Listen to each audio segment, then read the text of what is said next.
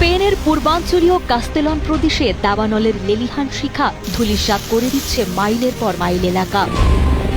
প্রকৃতির এই ভয়ঙ্কর ধ্বংসলীলার বিরুদ্ধে এক অসম লড়াই চালিয়ে যাচ্ছেন প্রায় ৫০০ দুঃসাহসী দমকল কর্মী। দীর্ঘস্থায়ী খরা ও ভয়াবহ তাপপ্রবাহের সুযোগ নিয়ে জ্বলে ওঠা এই ভয়াবহ আগুন এর মধ্যেই ৪৩০০ হেক্টরেরও বেশি ভূমি পুড়িয়ে ছাই করে দিয়েছে, যার বিধ্বংসী থাবা ছড়িয়ে পড়েছে প্রায় ৪০ কিলোমিটার এলাকা জুড়ে।